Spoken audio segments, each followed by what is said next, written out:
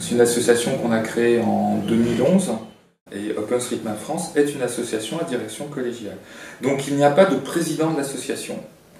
On a un conseil d'administration, par contre on a un président du conseil d'administration. C'est pour pouvoir gérer ça. Alors vu de l'extérieur, voilà, le président du conseil d'administration c'est le président de l'association pour beaucoup de gens. Et en fait c'est l'habitude qui nous oblige à fonctionner comme ça, mais c'est pas un choix qu'on a fait. Voilà, ça nous est plus ou moins imposé par l'habitude, mais pas par la loi.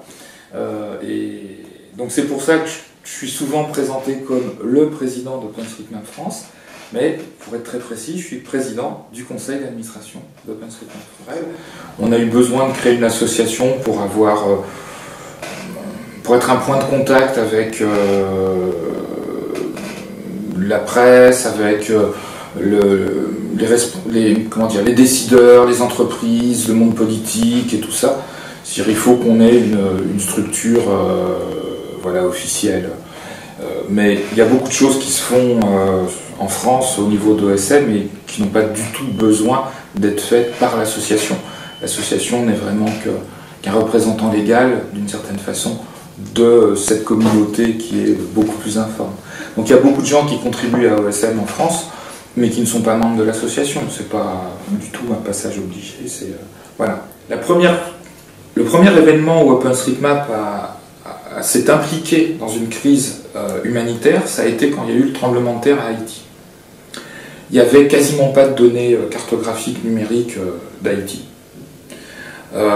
Les cartes qu'il y avait, c'était des cartes papier qui dataient des années 60, mais il y avait pas grand-chose. Il n'y avait vraiment pas grand-chose. Or, pour que les ONG soient efficaces pour intervenir après le tremblement de terre, il leur fallait des cartes. Et en plus, il fallait qu'elles soient à jour par rapport aux dégâts du tremblement de terre. Donc en fait, il a fallu tout cartographier. Et là, en 48 heures, en quelques jours, Port-au-Prince a été cartographié par des contributeurs OpenStreetMap. Locaux? Non. À distance. D'accord. À l'aide d'images aériennes, à l'aide d'images satellites. Avec l'aide de locaux ou avec l'aide d'Haïtiens qui n'étaient pas en Haïti, mais qui connaissaient les noms des rues, les trucs, les machins, et qui on peut le faire à distance. Voilà, il y a ça qui s'est fait. Et puis en 2 semaines, c'est tout Haïti qui était cartographié.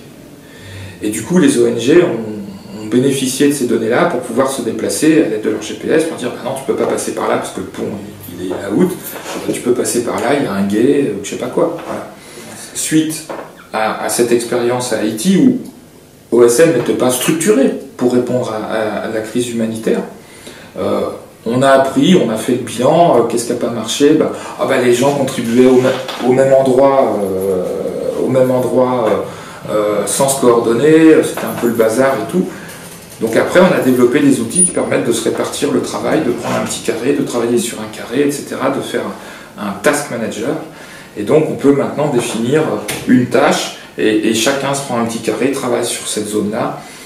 Une fois qu'il a terminé, il indique « j'ai terminé », donc quelqu'un d'autre peut repasser derrière pour vérifier que c'est bon et puis dire « bah ouais, ok, la zone là, c'est bon, c'est fait, c'est plus à faire » et on passe à la suivante, etc. Et donc on a appris et on a développé des outils pour être plus efficaces. Donc on a même été contacté au niveau d'OpenStreetMap France par la Direction Générale de la Sécurité Civile pour que, en cas de crise majeure, eux, ils ont une équipe d'une dizaine de cartographes qui savent faire de l'interprétation d'images aériennes ou d'images satellites. Mais sur une crise majeure, 10 personnes, ça ne suffit pas. C'est 20, 50, 100, 1000 personnes qu'il faudrait pour pouvoir répondre plus vite. Donc on est en contact avec eux, et donc on est d'une certaine façon mobilisable s'il y a besoin.